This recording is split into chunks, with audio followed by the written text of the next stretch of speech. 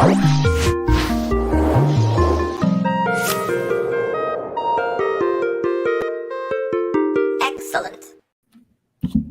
Hello, and welcome back to another 3D Hangouts. I am Noah Ruiz, designer here at Adafruit, and joining me every week is my brother Pedro. Good morning, everybody. I'm Pedro Russ, creative tech here at Adafruit, and every week we're here to share 3D printed projects featuring electronics from Adafruit. That's right.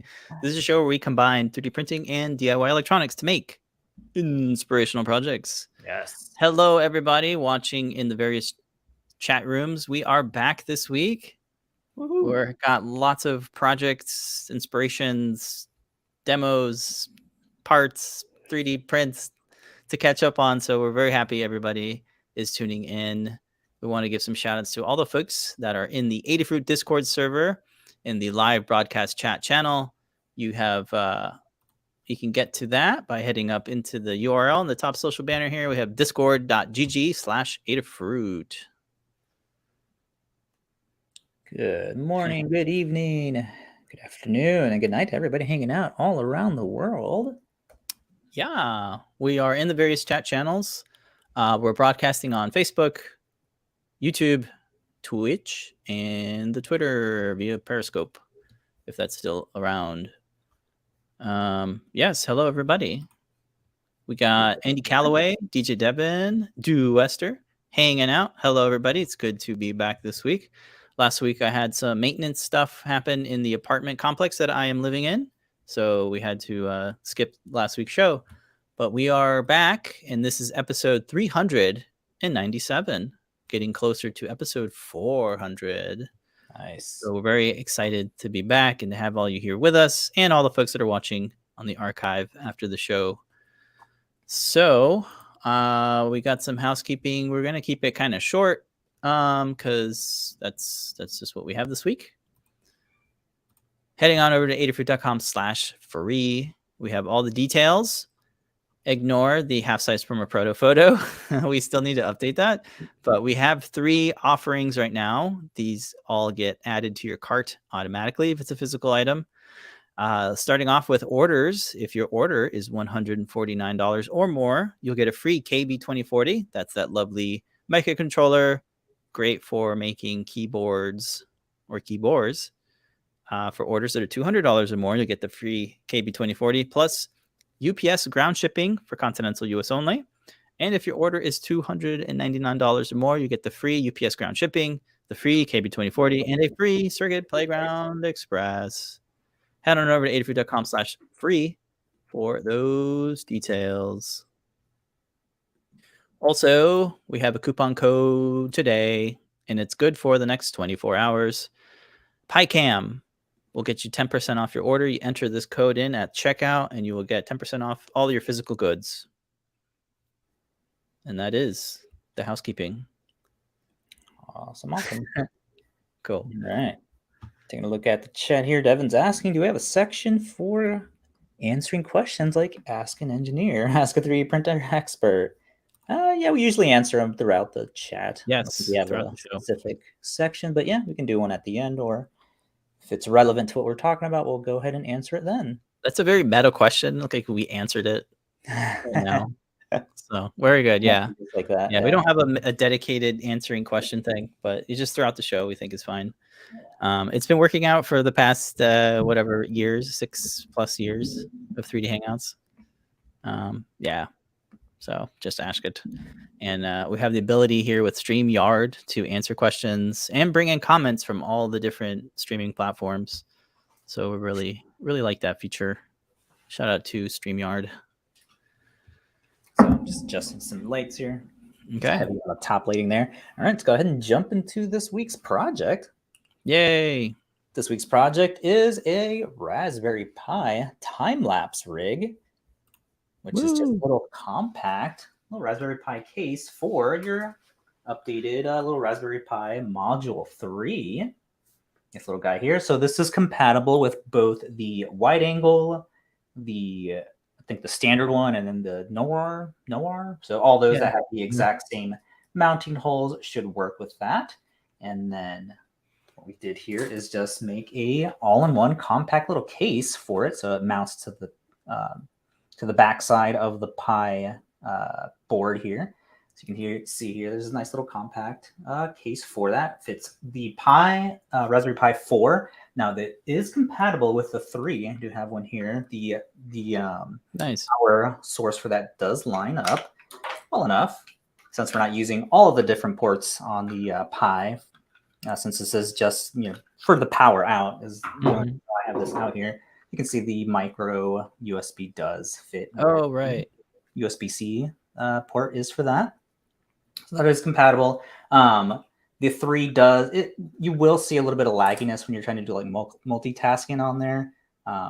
One of the cool things about the time-lapse being on Raspberry Pi is that you can actually preview all your shots while you're still doing your time-lapse, which you can't really do with an iPhone or your GoPro camera. There's no way to actually go through it and offload a picture or make sure that that last picture, that somebody walking frame and in the frame, what did it actually capture? You can check all that stuff out.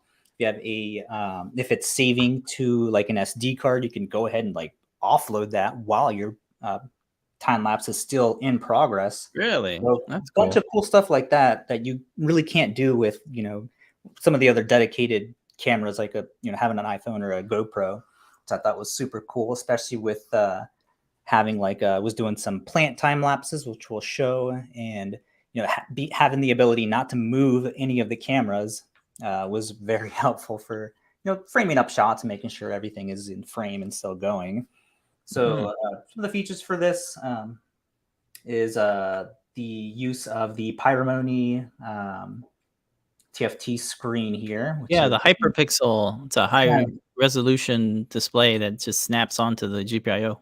Yeah, so there's a bunch of things that are being updated for the Bullseye OS with Raspberry Pi. So some of the things don't work. What I really wanted to use was the our Braincraft hat, which has like a tiny TFT screen on it, but wasn't able to get that work. There's going to have to be some updates to the library. And it's not even compatible with the updated V3 module camera.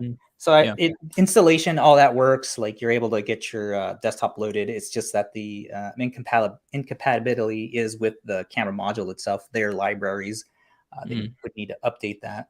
They, if you're familiar with installing a Pi camera from before this updated version, you had a option to enable the camera right inside of your Raspberry Pi config. Yeah, that ain't there no more. It's just standard. They don't even give you an option to turn it on and off. Oh, really? Yeah, you have to go into, I think you have to like sudo into it to actually get the ability to turn on legacy camera settings. And I was trying all those options. I couldn't get it to work, which was fine. The legibility of the bigger screen from Pimoroni was definitely more better than trying to use that teeny tiny little one where you can barely read anything that's in the terminal, which is what you're gonna have to do for setting this up. Now there are ways where you can, I guess, create like a symbolic link where you could open up, have like an icon where it just opens up, it has like all your settings are ready to go. But if you just have, a little keyboard that has the built-in mouse, you can easily just type the, arrow keys just up and down until you get your last commands, and that's what I've been doing. Right. So you still have to use the terminal in order to, get the camera to display the preview, trigger a time lapse, update your settings. We're both very familiar with that workflow, but yeah, It's all right. It's not bad. It's all documented on the Raspberry Pi website, I'm sure. Yeah, and it's compact enough to where all you need is the entire case, and then a tripod, a battery, and then one of the small keyboards. And as we've seen in the video, you're able to set that up in a large amount of places. You can get a bigger tripod, but a lot of the time lapses that I got, I was able to just set up on a table, or as you've seen in the one of the cloud shots, just like on a rock, and that you're able to position that pretty well with our little tilt and swivel attachment that we have in the shop, the tripod attachment on there. So speaking of which, we got a question from DJ Devin who's asking, what kind of camera mount is that? It's 3D printed, right? It's just has a 3/8 to 1/4 20 screw adapter. There you go. There's a good look at it.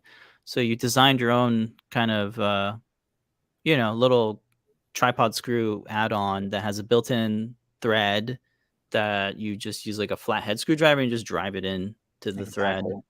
You have what, 3 mounting holes for M3 screws, and that just gets secured to the bottom or the side really of the case. And why would you go this route instead of like building it into the case? Oh, it's pretty much, I forget what it was for the Pi YouTube little camera case. It elevates it away from the case. And then to get the tolerances right, you're only printing this piece and then attaching it. So for having it separate, it's in terms of figuring out your tolerances, and if it breaks somehow, you can just print another one. Yeah, exactly. You're not breaking this entire case. All you're breaking. Yeah, modularity is always a good thing. Exactly.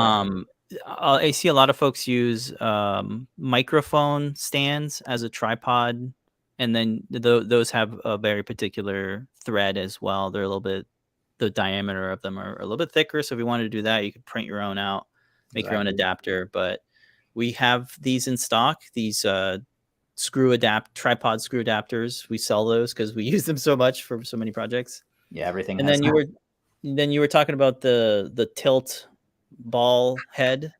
It has a built-in 1/4-20 male screw so that it fits into a female 1/4-20 thread, and then you have that tightening tension so that you can tighten the ball head and move it around. And then the bottom of that has another tripod screw for fitting onto something like a Manfrotto tripod that you have there, the little low profile tripod. So all those things together make a really nice rig. Yeah, it's definitely Lego for camera attachments. Yep. Yeah, so the main reason we're using the pan and tilt is because of the way that the orientations are set up. There's always these technical problems that we have to solve creatively. So look at that. I couldn't mount this way because the rotation is not supported for the new camera module. So there's no 90-degree rotation. So I can't in software have this rotate where, this is landscape. Oh, really? Yeah, so there's no support for that. The way the commands are been simplified, it's like V flip and H flip. Right. So there's no way to actually put in the rotation 90 degrees like you used to with the old command was like a image still or something like that. Now it's updated. It's a completely different stack for the library for the camera. So what comes along with that is the way they're trying to simplify the commands for like exposure and focusing and all the other things that come along with like the ISO and all that sharpening. There's so many effects you can add onto it. There's a whole list of commands that I linked to in the guide that you can check out. And one of the most important ones was the HDR mode, which as we're showing in the video is just that's another thing what made me look at some of the ways that we're doing the time lapses with a 5D camera, and that doesn't have the ability to do HDR. So there's no way that you can go in there and have two different exposures. One of the examples we show is pointing at a window where the sun is out and showing a plant growing. That would be overexposed immediately or underexposed. So having the ability to what is in photography called bracketing, which is where you're combining multiple exposures to make your photo. So you have your high exposures, drop down a little bit, in your low exposures, the levels are brought up just a little bit, so everything is nice and equal. And that's what made a lot of the time lapses with the plants look really good, where everything is in focus and everything is exposed correctly. So that's what made me go, wow, this is a really good feature that is definitely rivaling, the 5D because it just does not have the ability to do that. Yep. It's getting nice with these new generation of cameras that have all these smarts built in. For those that don't know, HDR stands for high dynamic range. It just means that you're able to capture several exposures so that you can avoid things like overblown images or underexposed images. So you get this nice middle ground because the camera is taking the highest brightness and the lowest aperture so that you can get this really nice middle ground. So for like you said, photographing windows is a good example of like you're exposing for the outside and the indoors. Exactly. And that's really hard to do with your traditional DSLR camera. So it's really nice that these new Sony image sensors kind of do that. And that's Yeah. what it's using, right? It's a Sony image sensor. It's like one of the latest ones, and that's why Yeah, they had to I redo the whole library, I'm sure. Yeah. For the support for all the different things that you're able to do. Like I was saying, Yeah. you have like all these effects, sharpening, and like all these cool things that you can add post-processing wise Yeah. while it's capturing the photo. And I want to mention recording video is something you could do, but for now, it's like It's still in lagging. beta, yeah. It's still So kind of not. it's listed all over their documentation, some of the limitations Yeah. that are that they're still running into. It just came out not too long ago, so they're still working on getting everything nice and optimized. Yeah. I think Octoprint, I think you still have to do some sort of manual installation. Oh, really? Okay. Yeah, as soon as these came out, we ran out and ordered a couple, and come to find out they don't work yet. Right. I could not get it to work. Right. People have gotten it to work. I just didn't have. I've watched a few videos of folks doing video demos with it, and all of them kind of show the latency that you get, where there's some frames that are skipped. I don't know if it does 4K footage right now, but if it did, it's going to be, you're going to drop some frames. And these videos are probably like 2 months old now, and like it still hasn't been. So that's one of the reasons why we didn't like focus on showing video. And we're just focusing on like, what does it really do good at? And it does really good time lapse. So one question I have is, how does it stitch these photos into a video? No, there is a way to do that. There's like some scripts and stuff you have to run, but I'm used to doing this all manual. So I'm just grabbing all of the images, importing it into After Effects as an image sequence, and then just doing animations on that. We're just doing simple camera movements. Yeah, like zoom in, zoom out. You're just scaling it, to make it look like you're zooming in and zooming out. Yeah. There's enough quality to do a little bit of a zoom in, like 160. What's one photo's resolution then when you take one photo? Yeah, for these it's 12 megapixels, so it's like 21 something. So it's like not 5,000. Right. So it's like around 3K, something like that. You can do that with the HQ cameras, which there were some reasons why I didn't do that. Just because I wanted something that was more compact, I wanted it smaller, and I wanted the auto focusing that these modules are able to do. The lenses that we have for the HQ ones, I have to sit there and do the focusing, and I wanted to shoot beautiful ones on location, outside, not indoors. I don't want to stay indoors. And when you're outside, there's sun, you could have, some problems previewing what you're shooting, what you're framing up. And there could be, accidental instances where you don't focus on the thing correctly. So that's what I wanted to avoid. And the size, I wanted more compact. Cool. But yeah, that's why I want this one. We've already made an HQ camera case for that, and we had not touched the updated V3 module, so we wanted to have something that was modeled for the smaller updated module. Cool. Which version of the new V3 module are you using? I think there's 2 or 3. So the Pi 3, this guy's using I think it's not wide angle, it's whatever normal. So normal angle. Yeah. Okay. And then the Pi 4 is using the wide angle one. Cool. And which one would you recommend? It depends on what you're after. So if you're like in a small space, obviously the wide angle one's going to work a lot more better for you. If you're trying to shoot like landscape type stuff, probably the non-wide will work better for you. But I think they have the same sort of settings in terms of like the exposure that you're able to get and the ISO. When you were filming you had a plant where it looked like the leaf was about to bloom. What lens did you use, or which version of the module did you use for that one? That one was the non-wide. Right, because it's just you're more close up. Yeah, I wanted to get a closer shot of the leaf. And then the clouds at Galaxy's Edge, which one? Those are all wide. Those are wide angle. Okay, good for clouds and just scenescapes. Yeah, I mean, again, it's what if you need a wide angle or if you need to be not zoomed up, but closer to your subject. Okay. Can you do kind of macro photography with any of these lenses? Or not lenses, but modules? Yeah, I don't because know we what can't really put a lens on these. Yeah, I didn't test the focus distance, but just looking at the preview here, it looks like it's pretty close. Wow. You can All see right. the preview monitor there. Yeah. A little So if blown you out. wanted to do like a close up of a plant or a flower blooming, Like you a know, it's roof or something. springtime, so a lot of flowers are blooming. Mm-hmm. This would be a good use for that. Yeah, totally. Cool. And I forgot the train of thought I was gonna say. I got one for power on location. You got this big beefy battery, and to power Yeah. the Pi 4, you need a battery that can do 3 amps. So this Yeah. is a special, not a special battery, but it is rated for 3 amps output. Yeah. Most of the USB battery banks are like 2 amps, so that's just not going to work. So you need to purchase one.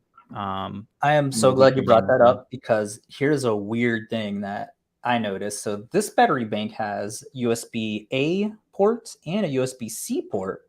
So I was trying to be all right, I'm gonna switch over to all USB-C. Yeah. And I tried powering it off the USB port. I think it's like, I don't know, is it more power or is it not enough power? Because the display comes out all like when it starts up, it's like all gargled. But when I plug in a regular USB-A port Really? here, yeah, it comes up just fine. Well, I thought the USB-C port was for charging that battery, not for power output. So I've used it for both. I think the USB-C limited then somehow. is smart enough to know, is it being powered or is it powering? And Oh, maybe that's where the that's confusion is interesting. coming. Yeah, because I've used Yeah. both ports. For charging my phone, I've plugged it into USB-C, or if I don't have a USB-C cable, I'll use the A, and it's worked with both. Okay. But in this instance, glad you brought it up for the USB-C on a Pi can or on a Pi Raspberry Pi, I guess, with a display. The display comes out all gargled for some reason. It wants way more juice. It's either not enough or too much. I don't know. I thought USB-C would give you the full amperage or watts or whatever, but yeah. Interesting. All right. Well, your battery may vary. This is what I'm trying to say. We stock some USB battery banks, but I don't even know if we have one that does 3 amps. I don't think we do. We have the ones that we have in stock. They specifically say on there for Raspberry Pi, so I am assuming those would work. Actually, no, they do work. The white ones, yeah, I did use one of those for the the Pi 3. Right. Well, the Pi 4 is a little bit more power hungry in that it needs exactly 3 amps. Yeah. I think the Pi 3 needs like 2.2 amps or something like that. I could be wrong, but anyway. I remember using both, just when I was charging one of the other ones.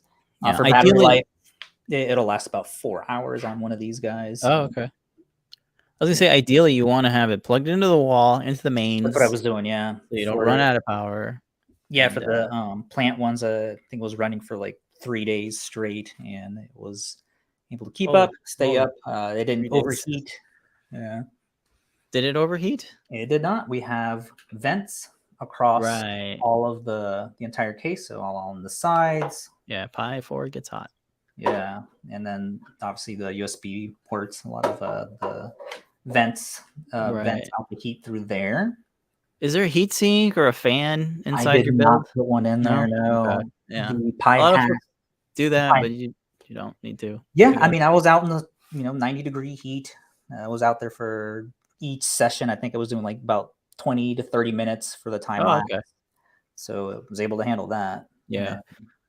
Yeah, for clouds, you don't need more than a half hour to get a good looking time lapse. Exactly. Because clouds are pretty fast in some. Oh my God, yeah, they are.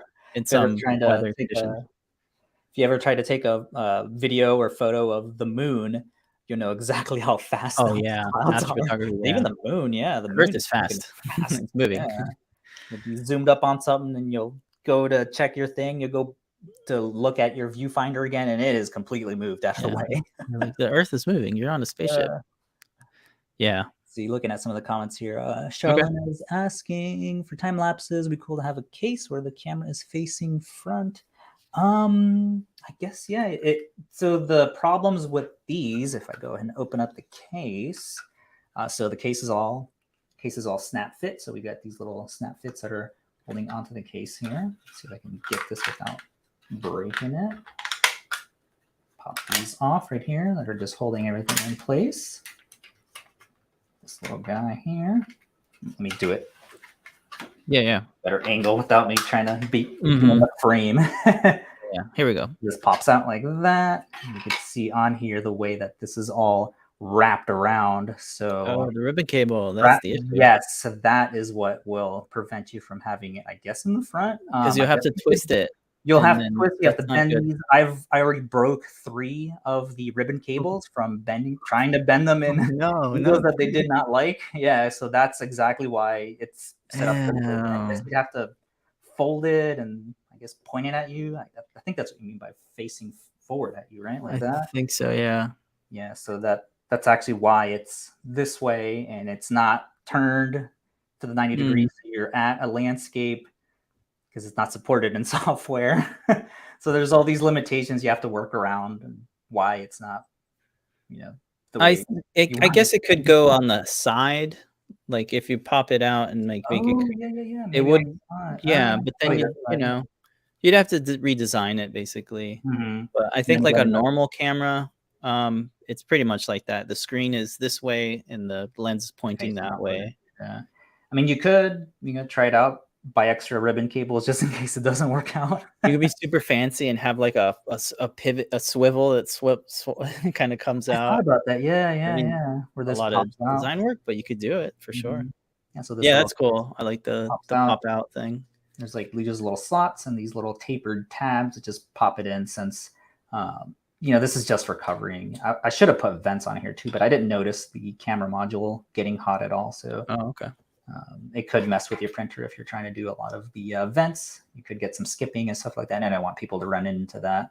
As it is, it's already a bunch on this, but you definitely need vents for the Pi to breathe. Yeah. But yeah, that's the limitation with the ribbon cable, the way that you can bend it. Yep. Like I was saying, it did mess up a couple of them, trying to get them to bend in the way. Yeah. Get a few of them is the tip. Oh, Get multiple ribbon cables in case as you're prototyping your camera rig, you want to have some extra ones on hand. Yeah, exactly. And then you don't want to have one that's too long because then you're having to coil up all this. And this size, I don't think we stock it anymore. It's 150 millimeters. What we have now in stock is like the 200, 100, and 50. And those, you're gonna have to sort of play with Tuck those. it under, tucking them in. Yeah, so there's the other. It already looks dicey to have it bent like that. I had to keep checking every time I would, because when you're prototyping stuff, you're always putting it in the case, hanging it out. Oh no, now you got to take photos of it, so you got to take it out again. And I missed this one shot, so I got to disassemble the thing just to get a 2 module shots next to each other. So it's a lot of bending, unbending, putting it back in, and you can damage it that way. So the way that this is mounted, let me just take this guy off and kind of see. When you're messing with these screens, make sure to grab it by the PCB so you don't actually crack the screen. Yes. The Hyperpixel comes with this little extender header that you're definitely going to need. Really? Standoffs too, but I didn't need them. Okay. But they're there if you want to have extra, like something for it to lean on. Sure, I get it. Yeah. Yeah, but this just mounts to the back plate here, along with the camera module. And there's some standoffs here, those little nylon 6 millimeter long standoffs, and the M2 screws. Yeah, M2 hardware. Yeah, they're very, very small holes. Yeah. Not M25. And I had to look for where I think actually you got these, the M2s. Yes. So good thing you did, because otherwise I would not have been able to mount these. We don't stock them, unfortunately. Maybe one day we will. So you'll have to source those elsewhere. Yeah, I have the Amazon links to where you got them in the guide. You can get those there. And then we're using M2.5 machine screws to mount the Pi to the back plate here. Yeah. And then the Hyperpixel mounts on like this. Super easy. And then when you want to put that the screen back on, you just want to put it on from here first, so that you're sort of getting the wires out of the way, so you're not bending them as much. Yeah. Go over like that. And then it snaps. And like that, very satisfying click. Everything just snaps in like that, so you can for whatever reason you need to troubleshoot anything in there. I'm going to show them before. Nice design I like on that. If it's just a nice little cover for it, you don't need to screw it on or anything. Right. And there it is. Full compact little Raspberry Pi camera. Yeah, that's compact as it can be. Yeah. That was the other reason too why this is separate, because then you'd have this huge empty space if this was attached. Oh, right. Yeah. Right up against the screen, the Pi. So, can't really. I mean, I guess there is a way, but again, if you break something, you're not printing out this entire case, just this little part there. Cool. What other things we talk about? USB-C for a wide angle adapter just to get the cable out of the way. Oh yeah, that's a good point. Yeah, you'll want to have an adapter there, depending on how you're positioning your camera. Any updates to like the software, like the Pi OS? Is there anything you found that was interesting? The commands that you use are all updated. I have them listed there. The two that I use is just for previewing, and then the actual time-lapse settings, I have those in the Learn Guide. We should have probably opened up by now. Yeah. Well, we'll probably run through it because we're already 30 minutes in. And okay. I think this was more valuable than going through the Learn Guide, because Learn Guide is kind of like step by step. Here's how these are the order of operations for installing the ribbon cable and things like that. You can share your screen though if you want to take out anything, pull out anything from the Learn Guide. It is posted this morning. It has the CAD files and some commands, like you were saying. Sorry, my mouse is getting me. You got a nice comment from Charlene. Thank you for your comment. She said, "Nice compact design." Yay, thank you. Let's see, so yeah, like you were saying, pretty much just to show off some of the time lapses we were able to get. So we're at Animal Kingdom. We were able to get some cool, very cool cloud shots over Mount Everest. Yeah, it's spring. That's great. Yeah, Tell me what kind of plant this is. Yesterday, I don't know what's going on. Yeah, from 90 to 50. Yeah, the cold front's back.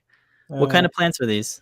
So this is the Monstera albo variegated, and you can see here it's doing some gutting, which is where it has some water droplets coming out of the front of the leaves. It's just moisturizing them so they can unfurl easy. That's funny. Here, wow. It takes about, I don't know, like 3 weeks, I think, for some of the leaves to unfurl. So that's it's definitely a timely. Yeah. It would take quite a while to get the full thing. I didn't want to do that. For the uninitiated, these plants are those very popular plants that have massive leaves. Oh my god, very beautiful.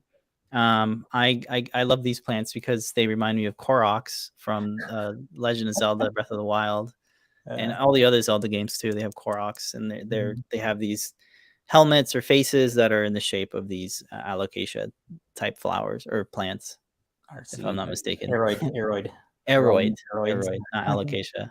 I don't know my breeds. Pedro knows way more. You got a lovely collection of plants.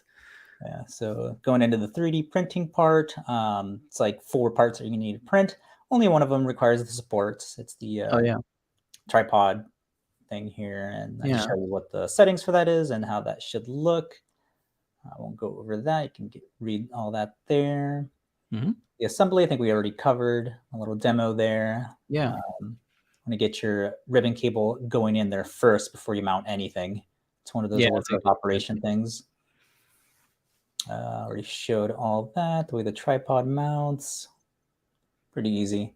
It's mostly on what I found the nugget to be was this command here for enabling the HDR mode, because in all of the review sites that I saw and some of the testing that people were doing when it first came out, nobody mentioned this.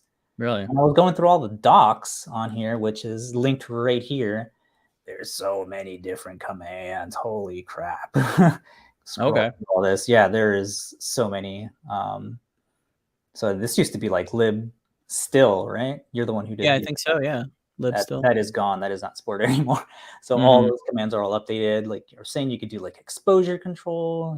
Here's what manual exposure. EV, 0.5, darker, normal. So there's so many different in terms of you can also capture raw raw images, which you are going to have to do some Look at that. processing for, like inside of Adobe. Right. The file DMG. format for raw images is one thing. Like you need a special software to even open a raw image file. Yeah. You can do EXIF, the info for pictures if you need All the any of that. metadata. That's The cool. metadata, yeah. You can do long exposures, and here's some examples of what the commands like that. Oh, wow. This, I think, is the golden nugget here: how to actually get what you want to do done.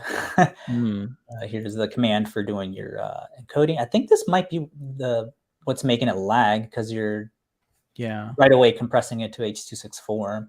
And then you have to use VLC to play it, and then you have to use media encoder to convert it to actually play it on your computer without much hassle. And it's just endless. You can there's do a lot. you can do streaming with it, which is really cool. Oh, I didn't even know they had high frame rates for this. You can do like 60, and it's so configurable, man. There's so many different ways, and this is probably why they didn't get to the HDR type stuff, because we're showing like streaming and setting up the individual. Like you can detect stuff. So there's a whole reason why they threw out that whole camera. Right. Well, yeah, they're supporting these new sensors from Sony, so they got to redo it. Yeah. So there's a ton of stuff here. Full screen mode, like too much. Let me get out of there. Too much. The two that I'm using, previewing your camera so you can frame everything up. And I think this is what you were telling me with the load it with no desktop. But it's like, well, how am I going to frame up if I don't know what I'm looking at? Yeah, you need another computer to SSH into your Pi. Yeah, but then isn't that taking cycles away to send? Yeah, it is. That back if you don't have the desktop installed on the Pi. So you kind of want the desktop installed. It's Bullseye, right? It's still Bullseye is what they call it. So this is Bullseye, right? With the 64-bit mode. And from what I've seen in all the documentations, they're all moving away from 32-bit mode. So don't even install that one when you have your Pi imager. Go right to the 64 one. I think it's under the other OSs. Yep. Yeah. What's this command do? Yeah, I'm sure it'll be. So this is the time lapse settings that I use. So this is a 10-minute long time lapse. So it's a 6 million milliseconds or whatever, and then take a shot every 1 second. Yeah. And so they're milliseconds. Yeah. So 1,000 and then 60,000. Yep. I had to do a bunch of conversions. It's like, oh no. Yeah. How long is can I just 17 hours divided by? I want the video to be 20 seconds long. There's so much. There's some conversion needed. What's the date and time? It just appends that to the file name or something? Yep, exactly. Yeah. Okay. What I wanted to ask you or Liz is, how do I have this save into a folder on its own? Because this is just dumping it onto the root, which is fine. Yeah. There's some documentation you have to look at, but there is a way to tell it to go into a specific directory. Yeah, I'm sure. Yeah, it's Linux, man. Yep. But in terms of for Learn Guide, this is the easiest in one line. Okay. And again, the most the nugget here is HDR. Yeah, HDR on. Enable. Yeah, exactly. And then it's not showing up here, but yeah, it's because you're in the back end or whatever. There you go. And here's what that looks like. Nice little time lapse of that. It's so cool. This is Disney World's Galaxy's Edge at Hollywood Studios. Yeah. That is indeed the Millennium Falcon, full sized, and you're in this land called Black Spire, or what is it? Black Spire Outpost. Yeah, Outpost. Very, very cool. Amazing land. I'm jealous. Very cool. And wow, what a great cloudy day. Yeah, that's pretty much it. Did I have any other examples? I think I showed them all there. Yeah, it's all good. Too. I have others, but I didn't have them loaded up, and I don't think they look as interesting. Yeah, it's tricky to get plants to. They take a while. Yeah, you never know like where it's gonna move and how it's gonna bloom, if it's gonna bloom. But there you go. Yeah. Nice little compact time lapse camera. Very cool. Raspberry Pis, hard to get, so you can subscribe to get notified via email when they're back in stock. There's a special two-step authentication that you need to sort out so that we know that legit folks are getting their pies and not like resellers and stuff. Yep. It's great. I forget. There's a name for them. I forget what it is. Papers. All right.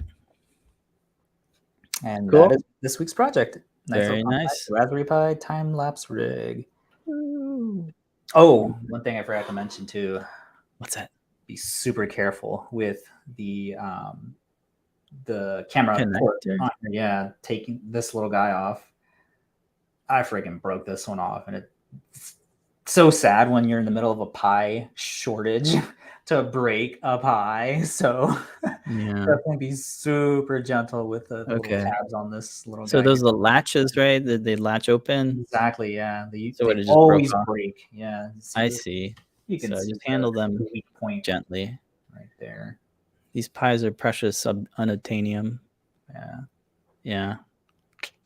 Yeah, that'd be tricky to resolder a new one. Yeah. So that one unfortunately can't be used with any camera projects now. Oh man.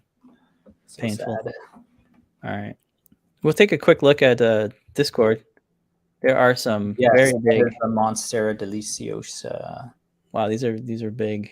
Yes, those taste like pineapple. These do? Yeah, the Monsteras. Yeah, that guy right there.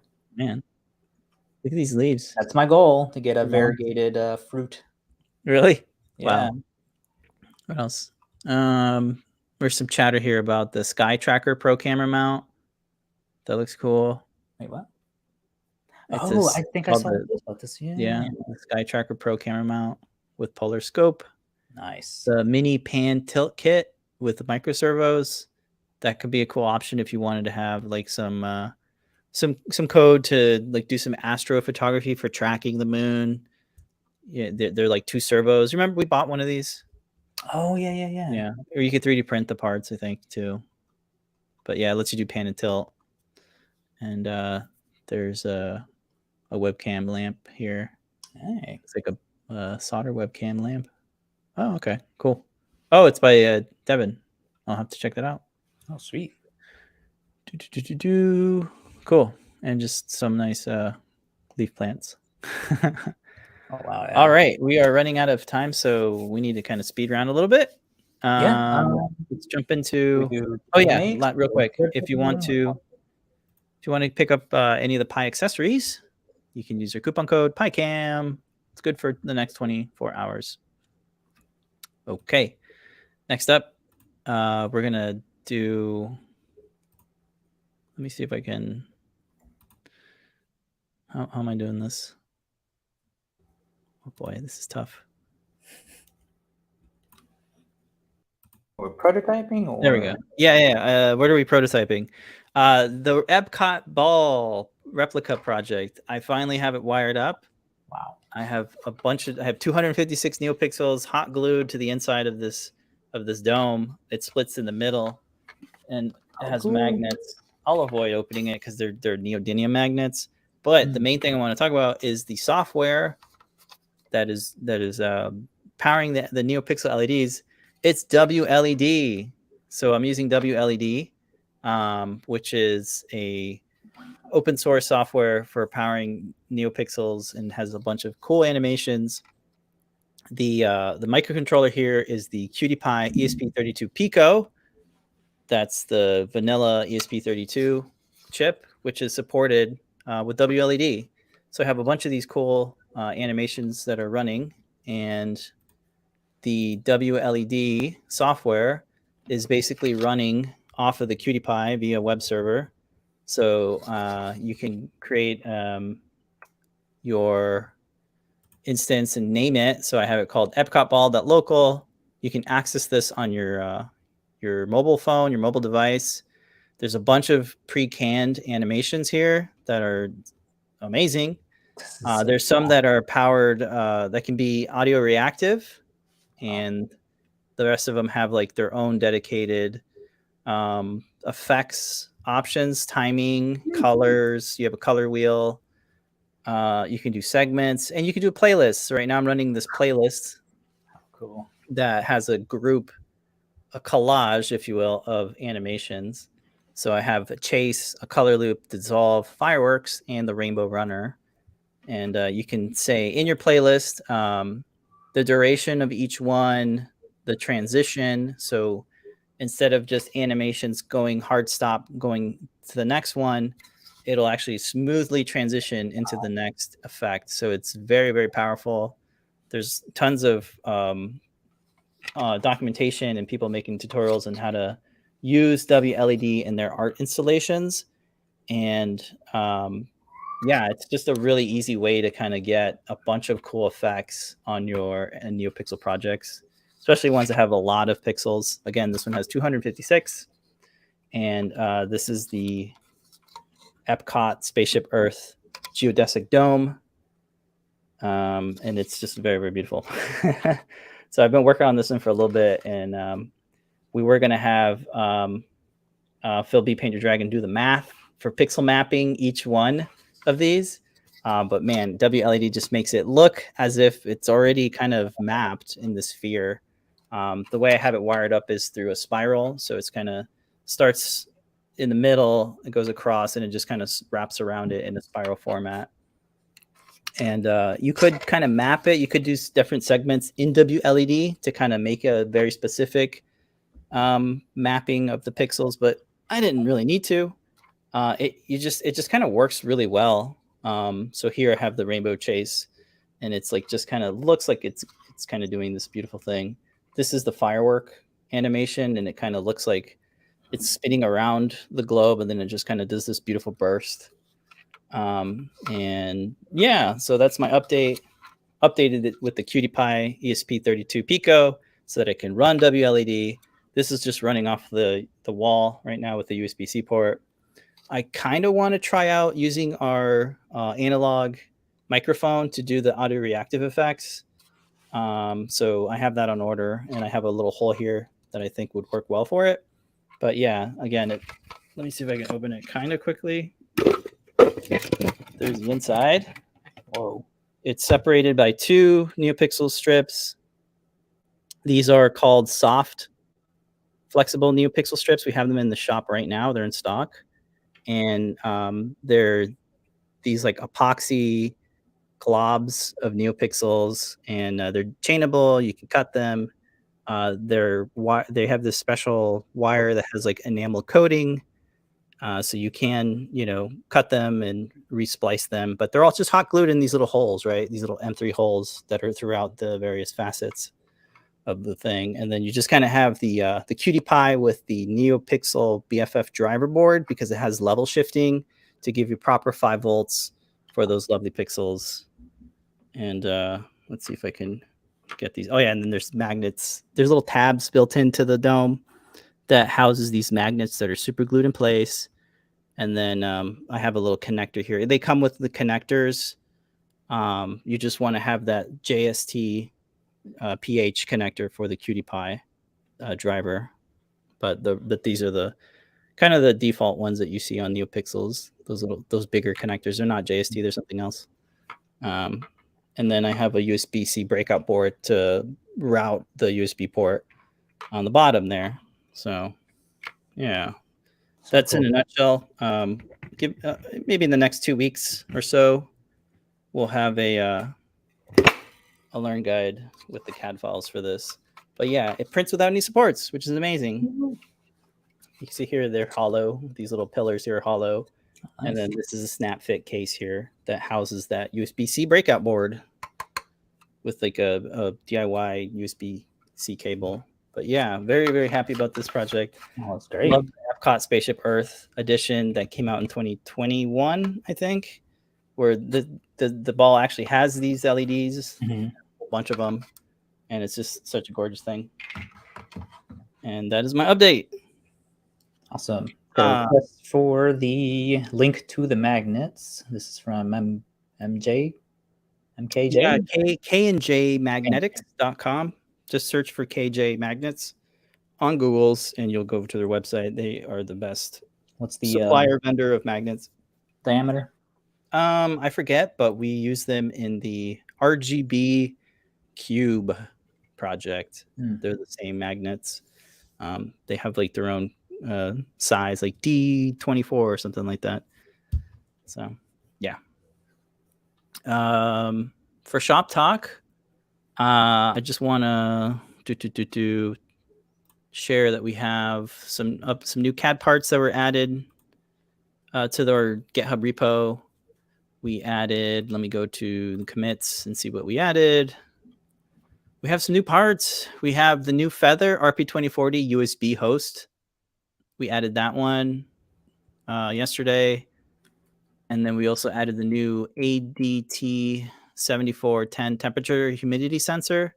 We added that. We have the new RFM69 Feather, RP2040 Feather that we added, and the Feather ESP32S2, and also the Cutie Pie ESP32 Pico. And those were actually part requests from DJ Devon. So thank you for your part request. If you have a part that you would like a 3D model of, you can use the issues tab and submit a part request, or you could make your own following the various tutorials. So we try to add parts as we get those requests. Give us a few days, weeks to add them because we have a workload. But for things that make sense, we add them, like the Pico Cutie Pie. We needed that, so I made it. So yeah, check out our GitHub repo. We'll have a link, or you can just search for Adafruit CAD parts, and you should be able to get that. So that's a little bit of shop talk. I also have this new SnapFit case. So this is a cylindrical case that has a special little mechanism. It has a latching sliding door. So I have this little sliding door that latches on, and you can open it like this. All right, now I have these batteries, but you could store whatever you like in there. Maybe a feather, maybe LEDs, maybe something else. So this is just kind of a neat case mechanism that I've been working on. It's nice to have a sliding door that you can easily open. It latches into this little nub on the side, and it is 1, 2, 3 pieces. And I came up with a new kind of, I didn't come up with it, but like it's a new take on SnapFit things. I have these little cylindrical dots that are on the outside, and then I have these cylindrical holes with these little reliefs that allow you to pop it into place. So that's something new that I'm working on. I'm a big fan of SnapFit stuff, and to have a door that exposes like half of the case is kind of a neat approach to a cylindrical case. So that's what I've been working on. Real quick, I'll share. How do I stop the screen? I'm going to share my Fusion 360 just to get a look at the little SnapFit features in CADLAN. Go ahead and add this in. Oh yeah, we have a 3D model of the feather. I talked about that. That's it right there. I'm working on a case for it. But here is the SnapFit cylindrical case with the sliding door. So let me do a little bit of zoomy zoom. So here you can see, in order to get this mechanism to work, you need some clearance. So I have 0.2 millimeter of clearance between these two areas here for the door and this lip that keeps the sliding door from coming out of the assembly. And then the SnapFit bit is right here. Let me hide this bottom cover real quick. So I just have these 3 revolves, these little 3 little balls, little bubbies.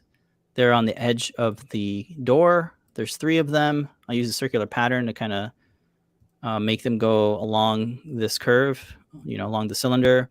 And then the bottom has these cylindrical openings, and then I have these filleted reliefs that allow the little nubbies from the door to pop into, and then you just have these little channels here that allow the door to slide in. So I have a little joint set to it. So if I move this, you can see how the door slides through that little channel.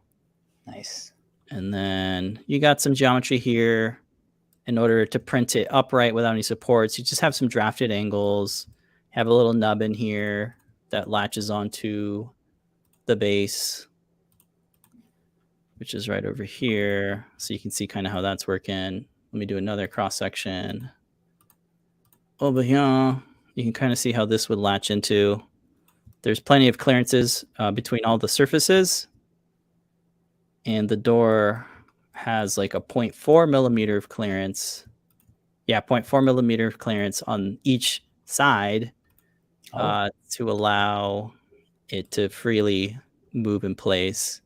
So if you do here for here, you can see 0.4 millimeters of clearance. And then from here to here is also 0.4 millimeters of clearance. Any less, and it'll just be too tight for the door to slide. But for the snapping, you want to have a 0.2 millimeters of clearance so that you have a nice tight hold on the bottom cover to like the main kind of base area. So all that together, and you get this kind of cool slidey door mechanism with a latch. So that's a neat approach to a snap fit case, I think. And cool. I'll do something with it. If folks want, I'll release the files on the various sites.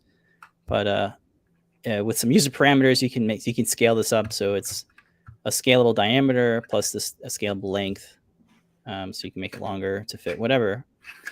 I originally designed this mechanism to house toilet papers. So our cats were getting into our toilet paper, so I needed to come up with a something to house the toilet paper roll that would be able to get to it, but also lock it into place. And then I had like these two little ears that come out, and that you could put it in through the toilet roll kind of holder, because we didn't want to take out the whole assembly and drill through the walls because we're in an apartment and probably can't do that. So it was a nice kind of solution to a very, very cat-like problem. So that is a little bit of a shop talk and prototype. Very cool. Cool.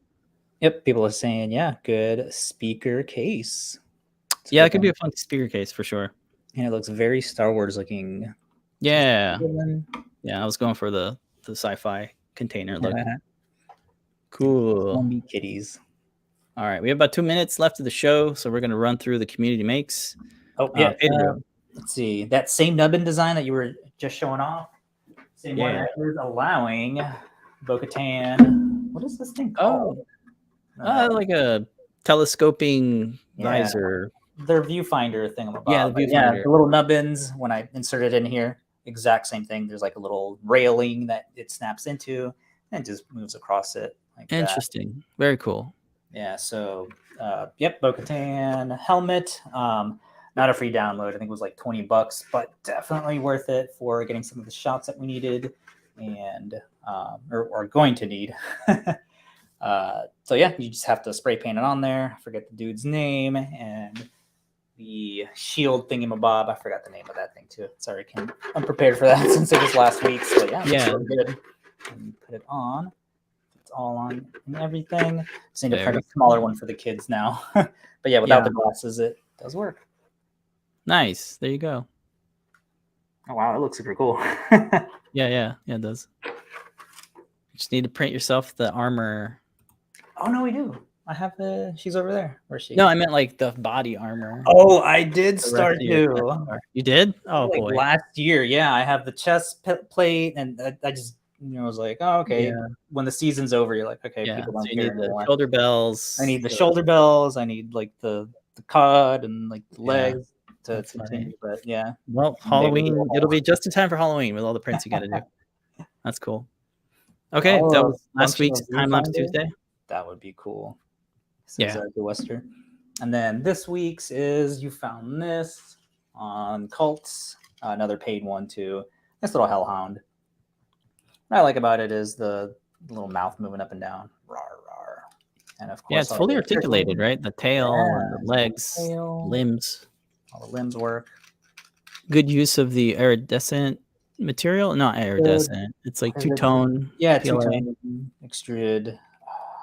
Who's it by? Matter Hackers? I forget. But yeah, it's like those car wraps at different angles. They change the color. Yes, Quantum PLA, I think, is what it's called. Yes, that's it. Quantum. Cool. And Yeah, yeah, I'm this just is impressed with the detail that came out all nice. The scale of it too. Usually for something that's this small, small stuff like this breaks off. So quite happy that it came through very well. Rawr. very nice, very nice. This is a design on Colts 3D. Here it is. You can paint it to make it look multicolored. This is from TWISTYPRINTS. They have some very cool articulating models. The website's a little slow right now because I'm streaming, but it looks amazing. It's an amazing creature design.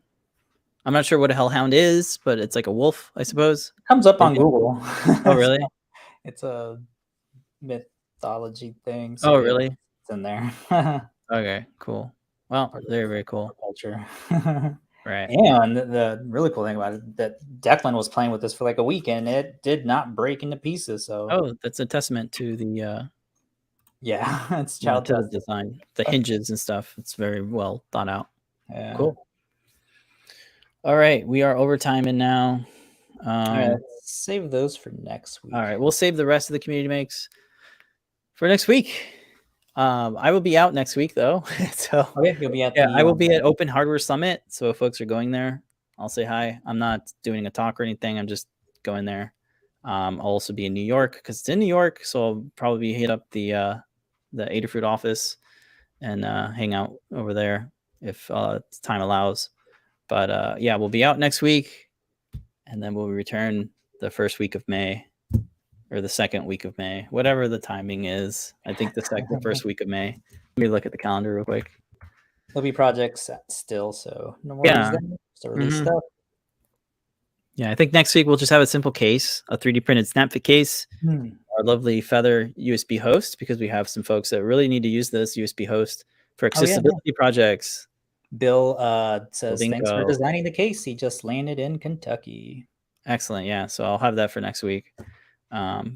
Yeah, just in time for Tears of the Kingdom. Yes, I have to go order that because I got to make more swords and shields and.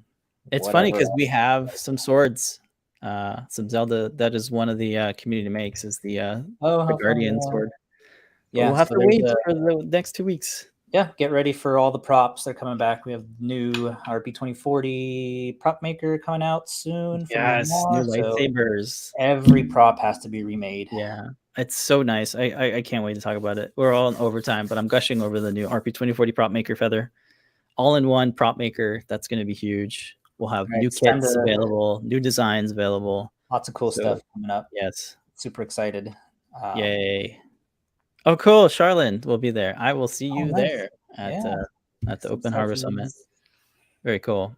All right. I think it's time to go watch the last episode of Mando. Let's see what. While eating lunch. Yeah. All right. Well, don't forget, folks, their coupon code for the show is PyCam. And we'll have another coupon code later tonight for Ask an Engineer. This week's show and tell is hosted by Liz Clark. So shout out to Liz Clark for hosting. Make sure you come on by the Discord server at 7:20-ish to get the invite code. Thank you, everybody, so much for watching. We'll see you in the next 2 weeks. And if you are at Open Hardware Summit, say hello. I'll be there. And I think some other Adafruiters as well. Thanks so much, everybody. Until next time, remember to make a great day. Bye, everybody. See you next week.